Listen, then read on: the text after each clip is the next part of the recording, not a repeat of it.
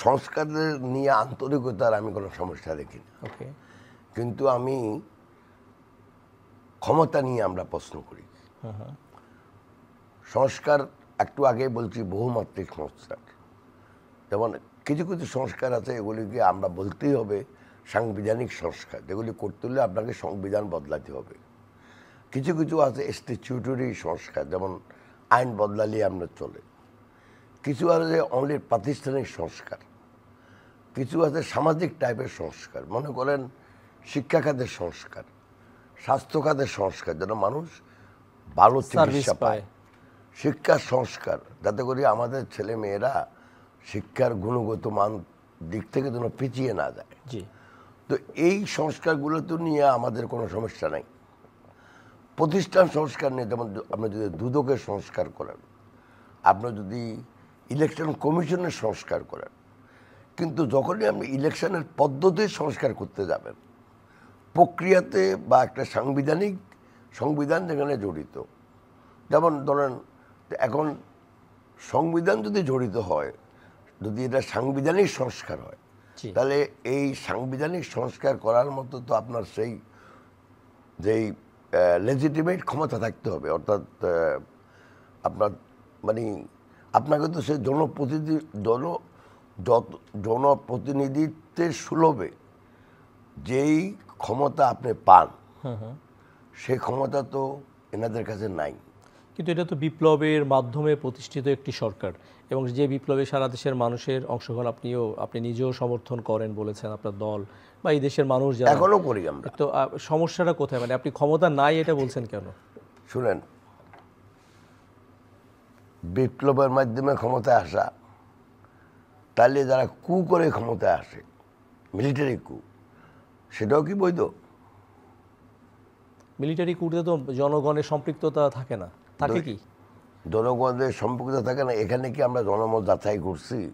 না, কিন্তু মানুষ তো স্বতঃস্ফূর্তভাবে রাস্তায় এসছে, প্রাণ দিয়েছে। তাহলে তো আপনি এক ধরনের আপনি বলতেছেন যে সব ধরনের উচ্ছৃঙ্খল জনতা কর্তৃক বা যারা অনেক দাবি করতেছে সেই জনতা রাস্তায় নেমে গাড়ি ঘোড়া ভাঙলো, এ করলো সে করলো, তারা কর্তৃক যদি একটা সরকার গঠন করে দেয়, তাহলে সে সরকার সারা জীবন বৈধ থাকবে। এটা তো ঠিক না।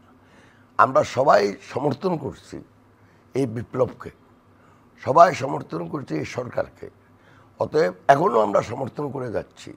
আমাদের সমর্থনের মাধ্যমে যে ওনাদের বৈধতা আসছে, কিন্তু সেই বৈধতা কতদিনের? এটা তো একটা সাংবিধানিক, এটা তো একটা পেরিমিটার লাগবে। সেই জন্যই তো আমরা বলতেছি যে ভাই আপনারা ক্ষমতায় আসছেন, আমরা আপনাদেরকে সমর্থন করি, আমরা সমর্থন দিয়ে যাচ্ছি, আমরা চাই আপনারা সফল হন, আমরা চাই আপনারা যেন ব্যর্থ না হন। কিন্তু সফলতার জন্য আপনাদেরকে একটা সংস্কার কি কি করবেন আপনারা বলেন, একটা নির্বাচনের রোড ম্যাপ দেন। রোড ম্যাপ দেওয়ার পরে সব রাজনৈতিক দলগুলোর সাথে বসে একটা ঐক্যমতে পৌঁছান যে কোন কোন সংস্কারগুলো এখন করা যাবে, কোন কোনগুলা আপনি পরে করবেন, বা যে সরকারের ক্ষমতা আসুক নির্বাচনে তারা এটাকে কি বলে, তারা এই সংস্কার কার্যক্রম চালিয়ে করবে। এখন ধরুন একটা এক্সাম্পল দিই আপনাকে, 2007-এ যে সরকার ছিল তারা কিন্তু 190টা আইন সংস্কার করছে, এবং পতিত সরকার কিন্তু কথা দিয়েছিল পাবলিকলি যে আমরা এই আইন এই আইনগুলোকে আমরা যখনই পার্লামেন্ট বসে তখন আমরা সেই আইনগুলো আমরা পাস করে দিব।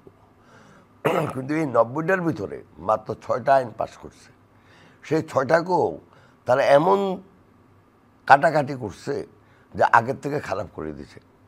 তো সেজন্য বলতেছে দেখেন, যে আইনই আপনি করেন এক সময় এটা সংসদে জনপ্রতিনিধিদের দ্বারা এটাকে আপনাকে পাস করাইতে হবে। তো যদি পাস করাইতে হয় তাহলে সেই ক্ষমতা তো এখন আপনার নাই। আপনি একটা অর্ডিন্যান্স জারি করলেন, যাই করেন, এখন তো কেউ আপনাদেরকে বাধা দিচ্ছে না, আমরা সমর্থন করে যাচ্ছি। তো আমরা আরও সমর্থন করে যাব, কিন্তু আপনারা যে জনসমর্থন নিয়ে সরকার গঠন করছেন সেই সরকারকে যেন ব্যর্থতা পর্যবেসিত না করেন, সেই সরকার যেন সফলতার সাথে জনগণের আশা আকাঙ্ক্ষা পূরণ করে। আশা আকাঙ্ক্ষাটা কি এক এক ধরনের এক একদম হতে পারে, জি কিন্তু বিএনপি গত 17 বছর থেকে অবাধ ও সুষ্ঠু গ্রহণযোগ্য নির্বাচনের জন্য কম লোক দান দিছে, কম লোক অত্যাচারিত হয়েছে। অত্যাচার, নির্যাতন, জেল, জুলুম, মানে মানে কোনটা বিএনপি সহ্য করতে হয়নি? কী জন্য? শুধু একটা অবাধ ও সুষ্ঠু গ্রহণযোগ্য এবং প্রতিদ্বন্দ্বিতামূলক নির্বাচনের জন্য। তো সেই দাবি তো এখনো পূরণ নেই আমাদের। কিন্তু আমরা